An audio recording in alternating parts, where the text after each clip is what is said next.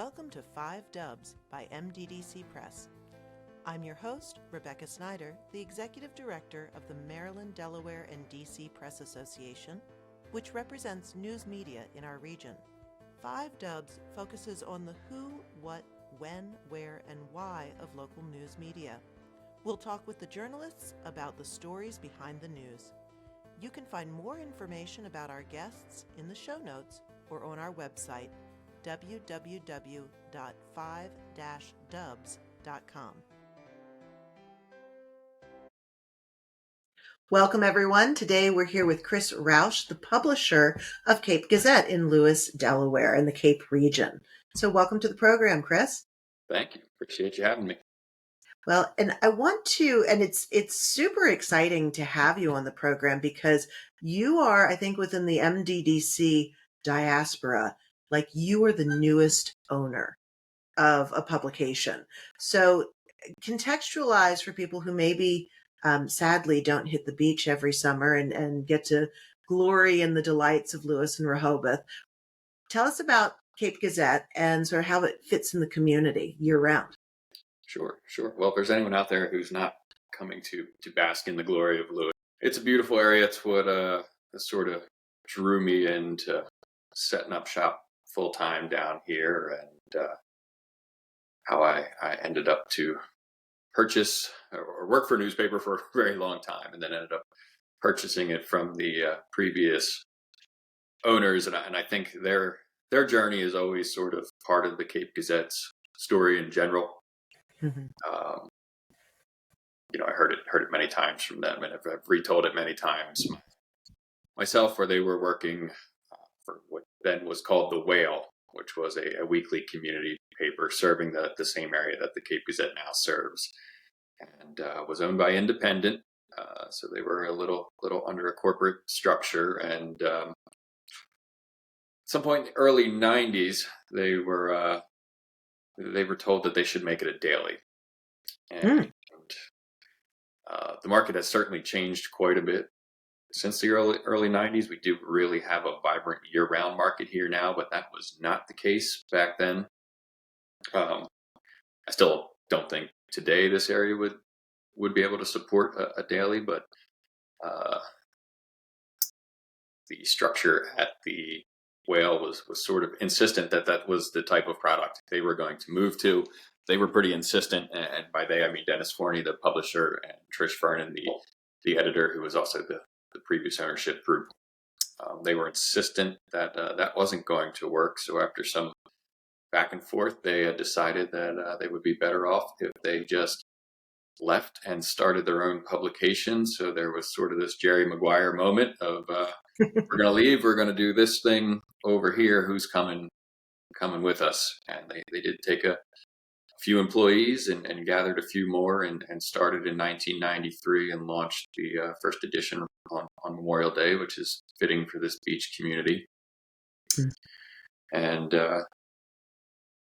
Dennis liked to tell the story when he was getting started, and I can't remember who had asked him this question, and he came to him and he said, "Dennis, do you really think there's enough room for multiple newspapers down here?" And he said, I don't know if there's enough room, but there's enough room for this one. And so the Cape Gazette was born, and we've celebrated our 30th anniversary last year, which was pretty cool. And I came to work for Dennis and Trish in 2003, so several years ago. And so, go ahead.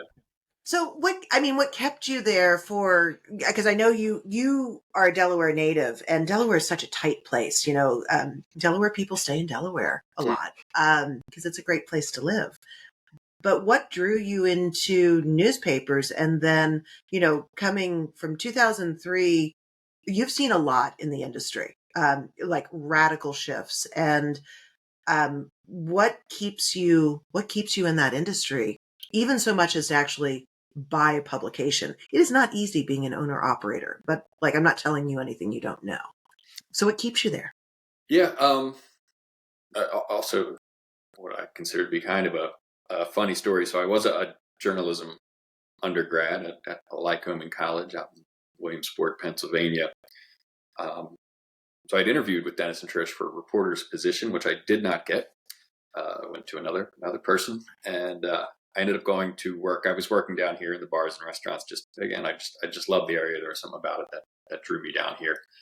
Spent my summers down here in my childhood, and that's just kind of where I wanted to be when I graduated college. So I went to work for a local TV station, WBOC, and I was a videographer at the time. And they were quite demanding, a lot of hours. We're not going to say that pay was great, but I was getting my foot in the door and working in the industry. And I'd actually done a lot of in college, despite a media writing specific degree. I did a lot of work in television, both on and off camera. So I was very comfortable with what I was doing there, but I wasn't necessarily happy. And I was bumping into Dennis and Trish because we were out covering the same beats at that point in time. And Dennis called me out of the blue about 6 months into my employment at BOC. He said, "Are you happy?" And I said, "No, I'm not feeling this." He said, "Well, I got a project I'm starting," which was a little bit of a pet project for him, called Delmarva Quarterly. It was a magazine focused on art and culture, and it was supposed to be peninsula-wide. Well, it was peninsula-wide. But he needed somebody to go around and market it, get distribution points, sell some ads if possible. So it really wasn't back in line with the journalism end of things. But I went and met with him. He told me about it, and I said, "Sure, I'll take you up on that." And said, "I can keep you busy probably for about 2 years, and we'll see where that goes." That lasted a little longer. But about 6 months into that, coming up on Memorial Day weekend, they had an ad rep that left, and they said, "Will you just sit at this desk and answer the phones and make sure we don't miss any orders for ads coming into our holiday edition?" What a dream come true. The days of like sitting at a desk and waiting for ads to come in are so long gone. I'm glad you got that last hurrah on that. Yeah, there's definitely been a shift since then, but yeah, that was really in the glory days of newspapers to begin with, and then we were just going into this great real estate boom down here, and Yeah. it was literally a bit of an order taker job at that point in time. So I did that for a couple of weeks, just thinking I would fill in, and they kindly gave me the commission check that came with that, and said, "Are you interested in doing this full time?" And so I ended up doing that, and for over 10 years, just worked here as an ad rep, which kind of suited me. I've always been interested in small business and the financial end of things. I come from a family who owned a small business in Middletown, Delaware. So when I sort of got off that journalistic path for a while, and went back and did an MBA program at a local college here to sharpen my skills there, and then that led into being the sales manager, and then I was getting to that point of what is my future here, at a small town paper, and right about as we were really trying to figure that out, Dennis started to speak to me about, I'm not going to be here forever, and we will need somebody to, we need to form a discussion plan for somebody to become publishers. That's something you're interested in. And so we started talking probably 5, 6, maybe even 7 years prior to the purchase of the company about how that would all work, and that changed and evolved over time. But it was really those open conversations and planning that led us to that end point. At that point in time, my wife had also gotten out of journalism and ended up in marketing for a local healthcare system. And we had children and kind of had settled down here. So I didn't know if there was any other option but to buy the newspaper and see if we could keep this going. And we are a bit unusual. We do receive great support both in readership and local advertising and our partnerships down here, and that certainly made me much more comfortable, putting some of what we've saved in our lives on the line to try and keep this going. And so far, so good. Well, and I feel like Delaware is a little different in that it really does have that sense of place. Like those small towns really do focus on local communities, and the Cape Gazette has also, you have a 30-year history of like deeply covering the beats in your in the neighborhoods and councils in your catchment areas. So, like you are really infused within the community. Is that something that, was the start of Dennis and Tricia's vision, or did that kind of develop over time? And how do you see that changing?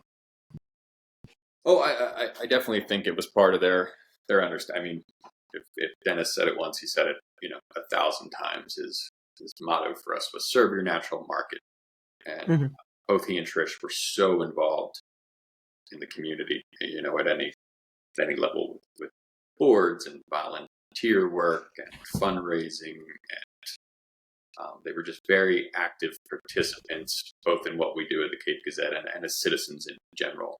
Hmm. Um, and I've certainly tried to follow that up and stay as involved and be out in the community as much as humanly possible. And I do think, on a very macro level, as we've watched what's happened to a lot of community newspapers when they've lost their independent ownership, is the having those key people who are woven into the fabric of the community versus having a group publisher or someone from out of the Right. area.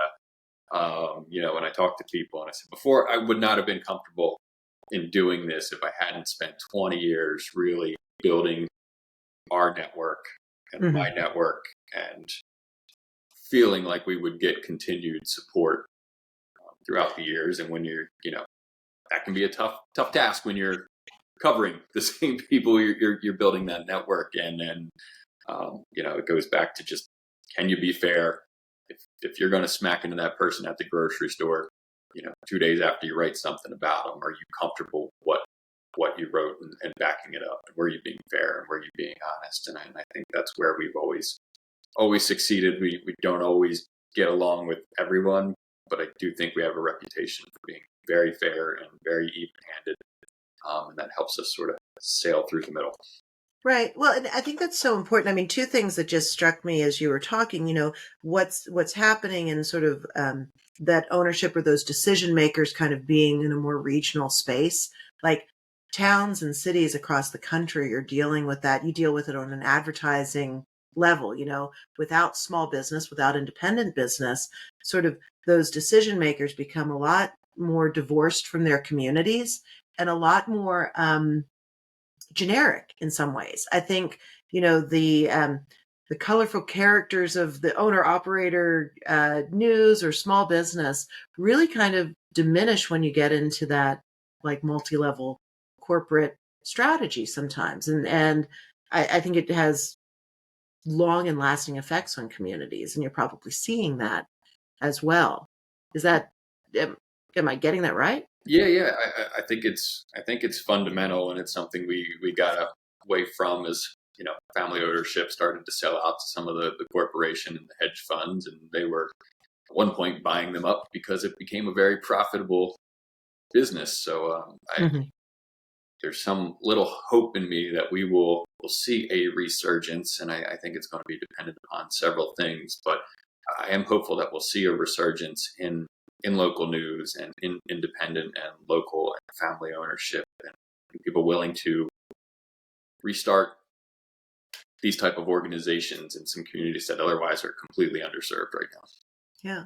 Well, and I think the Cape Gazette is a success story in many respects.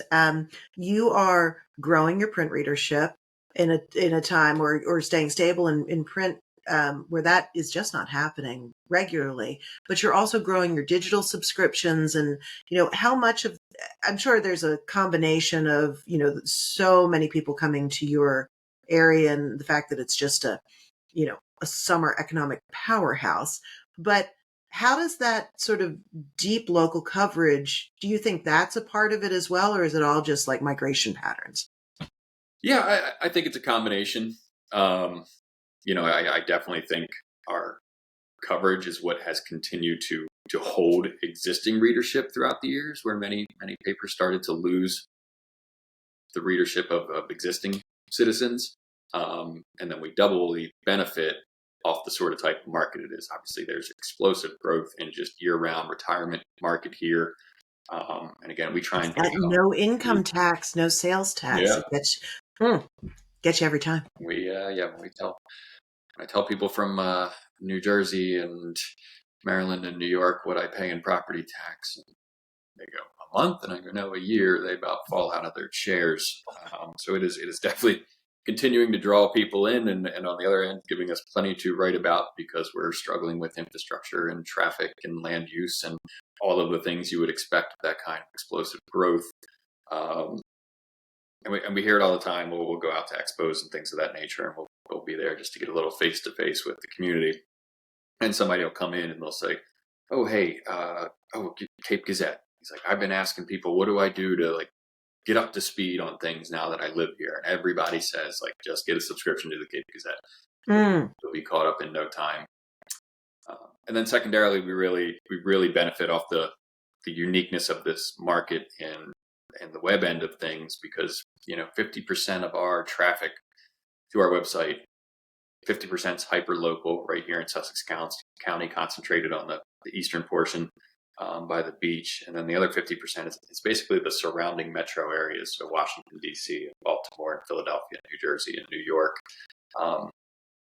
On most months when we pull our reports, our top two locations of where our readers come from online is Rehoboth and Washington, D.C.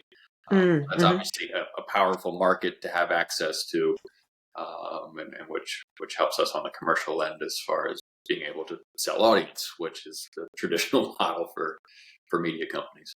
Right, right. And so you took ownership in actually the very beginning of 2022.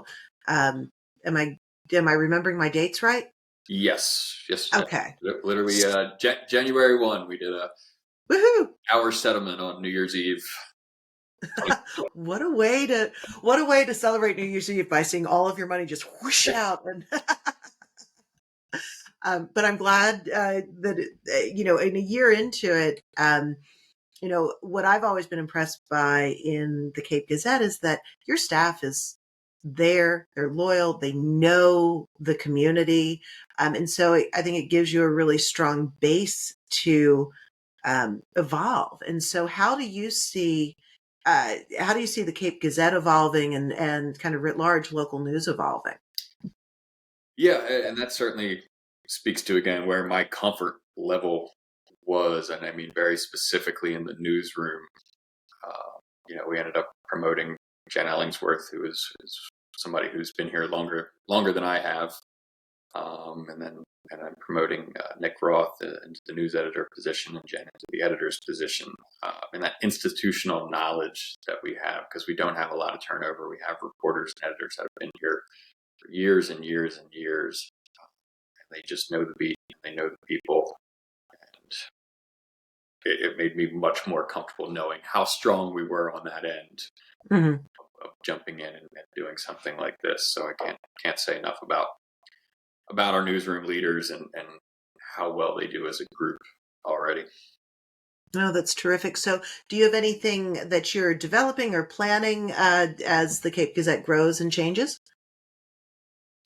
One thing we continue to make sure we're following the audience, and even with what we still put everything online for free, which is sort of unheard That's of, unusual. especially when we have such a strong print subscription base as well. And most people can't wrap their heads around how that works. And sometimes I can't either, but I think our primary goal has always been to make sure we capture as much of the audience as possible. And then we'll figure out how to make, as long as that stays intact, we'll figure out how to make the business end of things work. And it's served us so far. And again, we have the unusual ability of going online and sort of giving some access to that Washington, D.C. market and these bigger metros out of the area that allow us to do that. One thing we've definitely been seeing, and I think it speaks to the growth in the area, the strength of the Cape Gazette brand and our name. And when you get down and you're, you're one of the few places left in the state that covers a local high school. I don't think anybody from the kids in the school, on the sports field, I don't think there's any other high school in the state that receives the coverage that Cape Henlopen does. So what we've seen is sort of many of the other weeklies have rolled up or changed their product to the point where it doesn't exist in the same fashion as the Cape Gazette. We continue to get calls from the outlying areas we would, say our outline. We've always sort of aligned our market with the Cape Henlopen School District. Mm-hmm. But we do get calls from Milford. We do get calls from Georgetown. Why aren't you here covering our school? Why aren't you here covering our council? So, well, that's really not our area. We try and times refer them out to other places, and they say, no, we want it in the Cape Gazette. So that's sort of been, I don't want to say our struggle, but something we talk about of, can we maintain economically and expand and cover these markets that might not be as vibrant, and that we haven't always naturally been aligned with. Right. So we continue to nip around the edges and see what's available for readership there. And of course, we're pinned against the ocean on one side. So as the growth here sprawls, it continues to sprawl north, inward, right? and south. The mermaids are not like going to be Right. the market yet. But I mean, I think that's like the real crux of do you expand and cover more areas, but maybe not be able to do it to the depth that you're known for? And is that, does that go against what you're trying to do as a local news outlet? And is it economically viable? Like, these are real fundamental questions. Yeah, and that's why we're playing it very, very slowly, and making sure we don't upset the apple cart. What Mm-hmm. we know works, and what keeps us all together, and going and chasing other towns. And I think I'll just use Milford for example. I feel like the this beach area with our downtowns, and it has all the restaurants and bars and shops and all the parking problems of a major metro area. It sort of acts as the city for Sussex County. So Yeah. whether you're in Milford or you're in Laurel, if you want to go take in a show or go to the theater, go to a restaurant, go to the outlets, you're driving into us. So I think there's a lot of interest about what happens right here and what we consider to be our ground zero, by readers that are farther out of our zone. Mm-hmm. I don't know if our current readers in our zone, so take Milford for example, does our current readership, do they want their space taken up by something happening in Milford Town Council? Right, because it's not going both ways. People are not popping out to Milford for the latest and greatest. So I Although think Milford is a lovely town, I don't want for any listeners in Milford. We love you. Growing and doing great things, which is why I think they deserve the same type of coverage we are providing towns in the Cape Gazette. So again, we try and make sure we get to the big stuff, but we're not covering it with the depth that we cover Lewis and Dewey and Rehoboth, Milton, or County Council for that matter. But we're keeping our eye on it, and yeah, I definitely think there's a little give and take there where people from Milford are still very interested in everything that's happening at the beach. But I'm not sure our current readership is currently as interested in detailed stuff that's happening in Milford. Sure.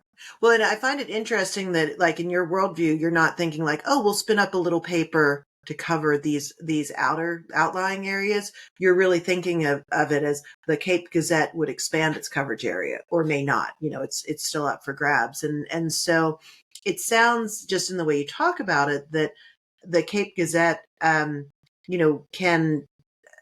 be as expansive as you choose and as you have the wherewithal to do it. But that it doesn't sound like you're particularly interested in spinning off other publications or other pieces. Am I wrong in that? We've, that's been part of the conversation, especially when we talk about that interest. Do you take the Cape Gazette and say, we're going to have a Milford insert just for those subscribers, or a Georgetown insert just for those subscribers, so they still get sort of their metro area fix and their Cape Gazette brand fix, and then they get some local news. And again, if you're gonna put something to that detail, you're talking about bringing on at least one full-time reporter to cover those areas. And I've had those conversations very directly with some of the folks who've called and said, why not more Georgetown coverage? Why not more Milford coverage? Mm-hmm. Mm-hmm. there has to be the readership, subscriptions, and the advertising there to support that. Because I don't want to cannibalize what we have going on over here that sort of right now works on every level from a coverage standpoint, from a business standpoint.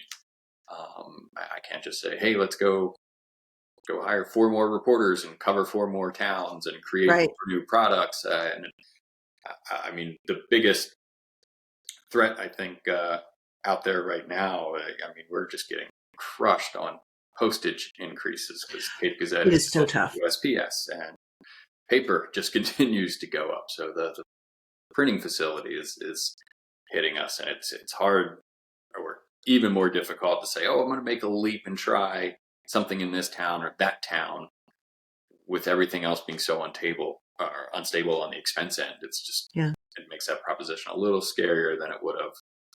Well, and I think also, like, in terms of local journalism, there's so many that are like, oh, local journalism, let's swoop in and save. And I think in our conversation, we've heard about all the economic pressures and like the delicate balance, and it really is a balance on how to make sure that what we, what many say, you're the quintessential success story. Like, you're independently owned, well loved and respected in the community, strong future ahead.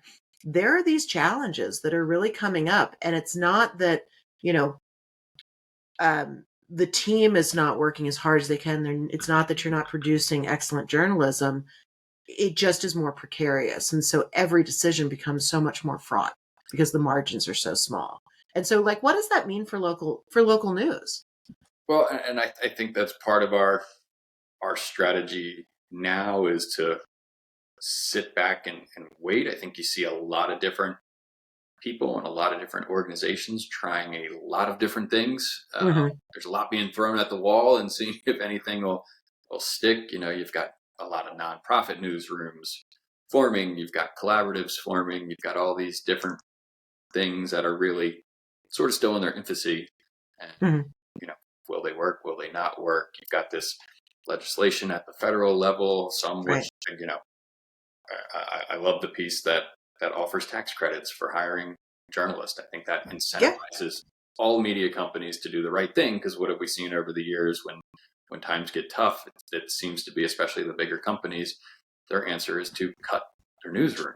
Which, all right, things got tight. We cut the newsroom. Then you got less content. Then you've got less audience because you got nothing left worth reading. And then that you're just creating this bad cycle. So I know some of the opposition to that particular piece of that bill is, some of the bigger companies would still, wouldn't just help local and independents. But I think I think I'll take that if it incentivizes everyone to do the right thing and continue to build their newsroom and invest in actual journalists. Oh, I agree. I think, there shouldn't be this, bias against large companies, because they're still, ultimately, those newsrooms are local and they're struggling. So I think it'll be, I'm really interested to see what you all do and how you approach it. I think your approach has been so strong and dedicated and award winning. You guys are big contest winners at the MDDC contest almost every year. And that, I think that allows you also to just be so ingrained in the community, because you're bringing forward what the community wants and you're very responsive to it. So thank you for telling us a little bit more about the Cape Gazette, and I hope to talk to you again sometime soon. All right. Thanks for having us. Sure thing. All right. And we're